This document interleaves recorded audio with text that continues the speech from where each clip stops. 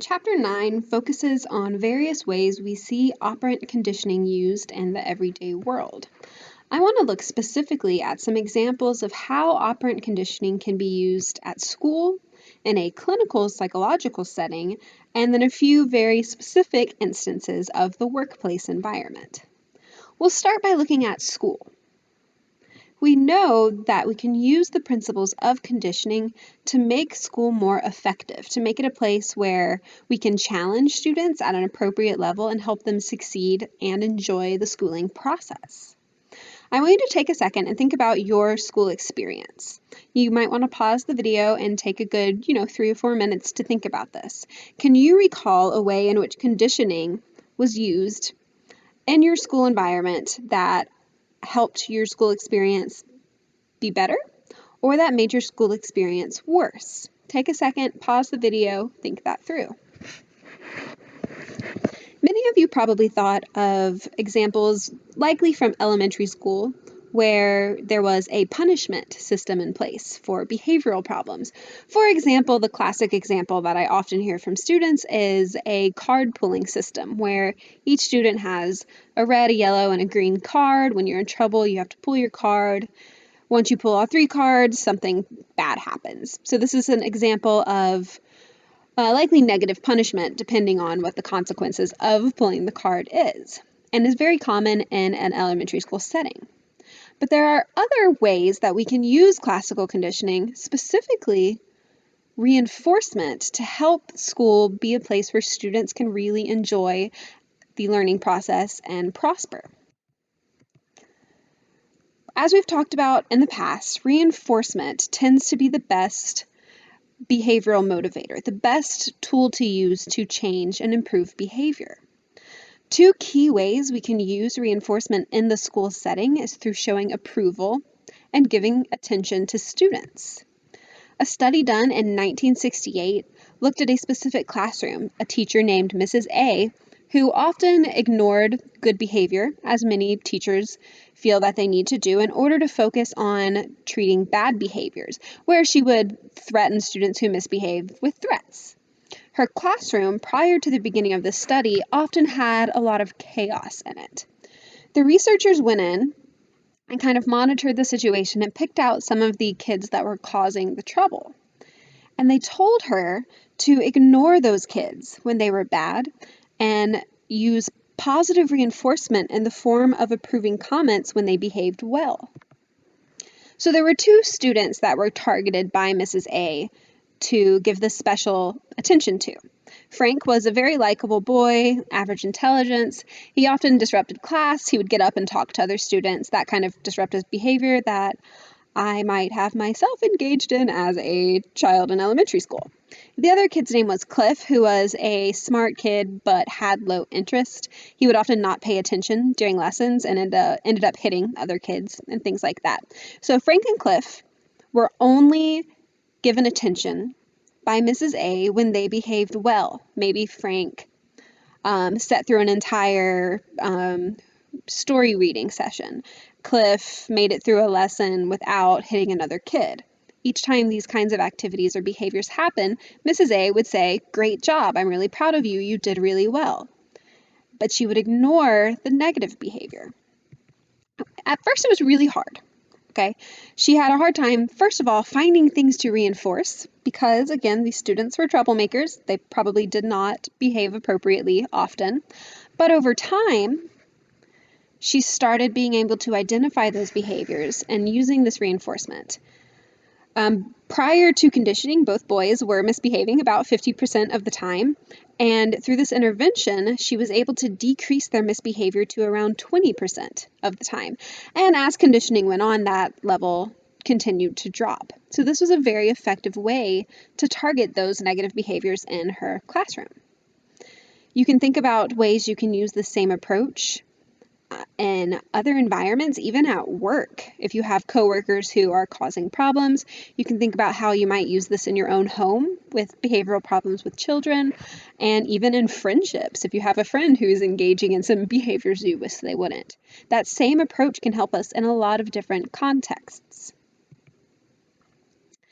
When you have the chance, I want you to take a look at Skinner's teaching machine. This video has another great example of how we can use the principles of operant conditioning in the school environment.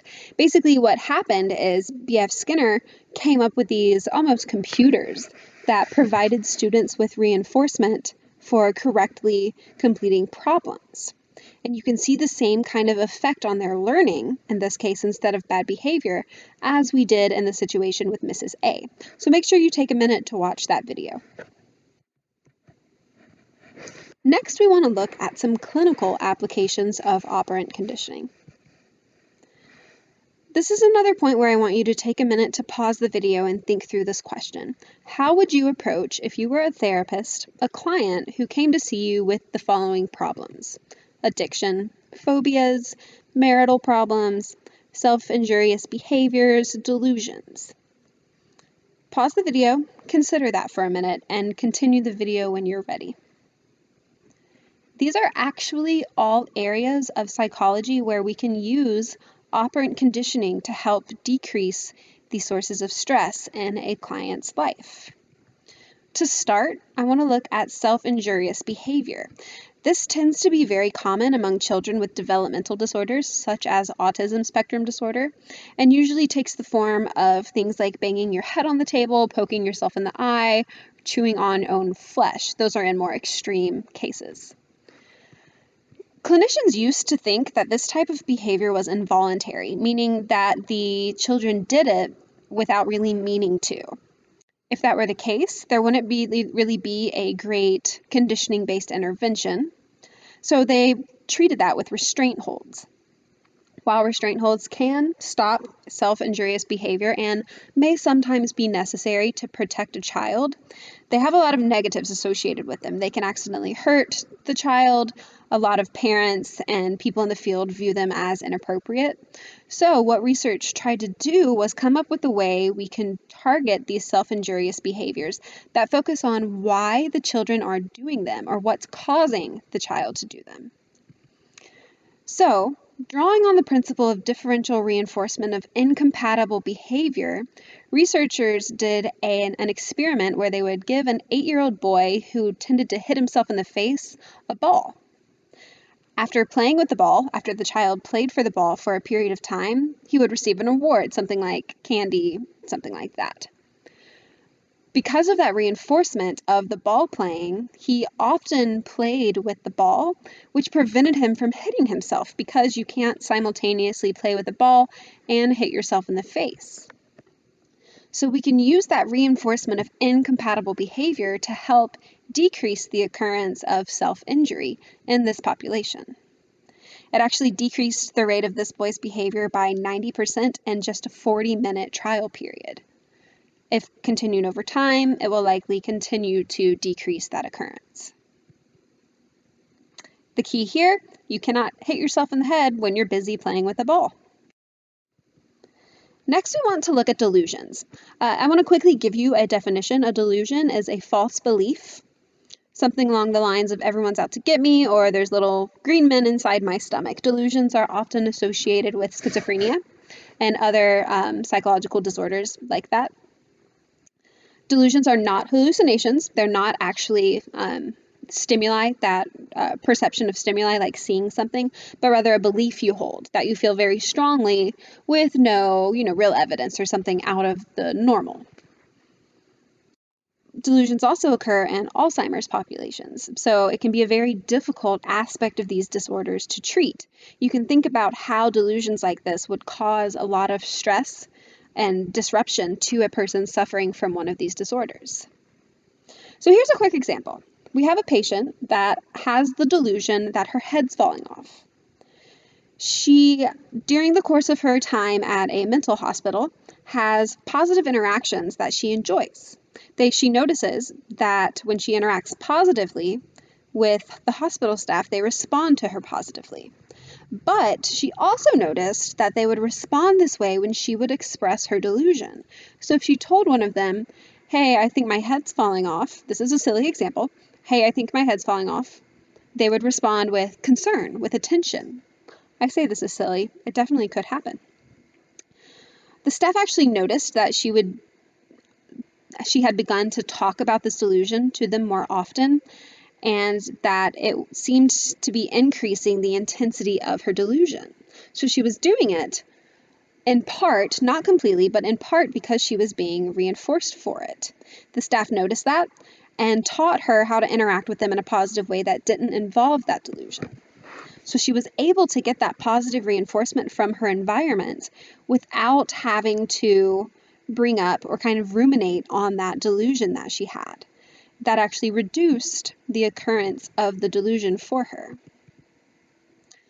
Another example, a man with schizophrenia believes a witch is following him. His therapist asked him to keep a journal every time he felt that way, so he'd journal about it and track how strongly he felt the witch was following him. In therapy, the therapist would actually challenge the logic behind that, and over time, the delusion would lessen.